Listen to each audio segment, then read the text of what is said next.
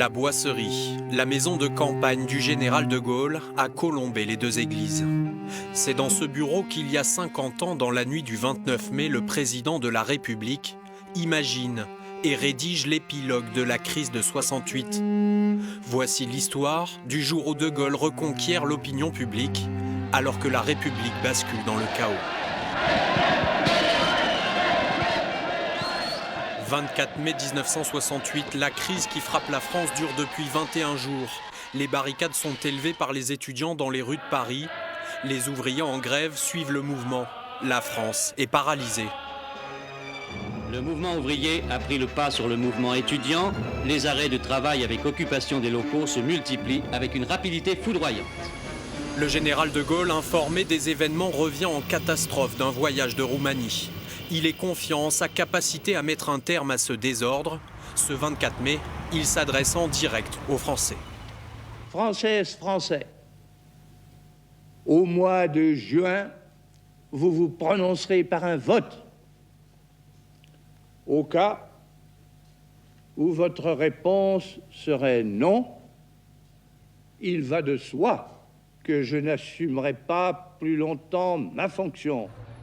Mais le message n'est pas celui que le peuple attend. Ce discours a été mal perçu, notamment dans les rues de Paris, par aussi bien les syndicats que les étudiants, qui attendaient peut-être quelque chose de plus concret. Pourquoi pas éventuellement une annonce d'une démission du général de Gaulle, annonçant qu'il ne souhaitait pas peut-être aller jusqu'au terme de son mandat, peut-être des mesures encore plus fortes en faveur de la jeunesse. Donc, comme le dit le général de Gaulle, j'ai visé à côté. C'était pas ce que les gens attendaient. Aussitôt l'allocution terminée, des heurts violents éclatent entre forces de l'ordre et manifestants. La violence atteint son paroxysme. Dans la nuit du 24 au 25 mai, à telle enseigne que le préfet de police de Paris, Maurice Grimaud, qui était en fonction depuis moins d'un an, indique que c'est la seule fois durant ces événements du mois de mai où il a senti que la situation pouvait lui échapper. Malgré une tentative d'apaiser les tensions avec les syndicats, la situation échappe au gouvernement. Le président se retrouve plus affaibli que jamais. Il téléphone à son Premier ministre pour lui annoncer qu'il est fatigué et que Madame de Gaulle est également fatiguée par ces événements, qu'il n'arrive plus à dormir la nuit et que de fait, il va se reposer pendant 2 jours à colomber les deux églises, ce qu'il faisait généralement à peu près toutes les 2 semaines. Et termine sa conversation téléphonique, ce qui est très inhabituel de la part du général de Gaulle, en disant à Georges Pompidou « je vous embrasse ». Ce qui est une formule un peu énigmatique dans la bouche du général de Gaulle, qui a dû laisser extrêmement perplexe Georges Pompidou. Le président emprunte alors un hélicoptère, mais les radars perdent son signal.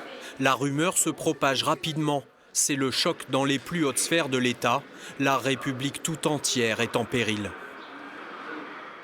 On a perdu la trace du général de Gaulle. À ce moment précis, on sent qu'il y a une réelle menace sur les institutions.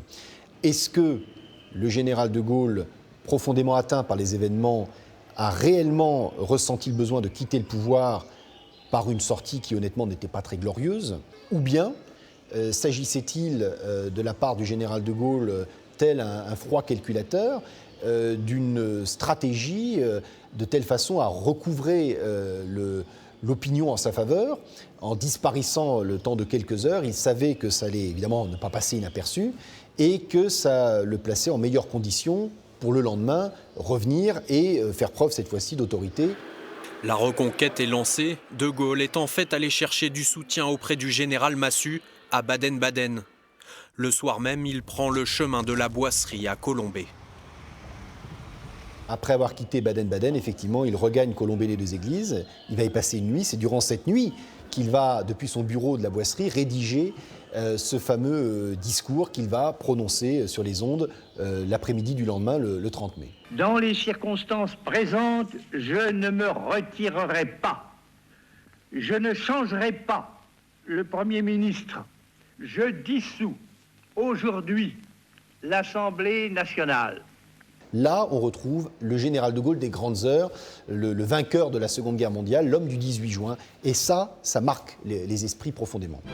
Le général a réussi son coup, il a renversé l'opinion. Partout, des manifestations de soutien s'organisent. En province, les gens l'acclament. À Paris, ils sont près d'1 million à marcher sur les Champs-Élysées.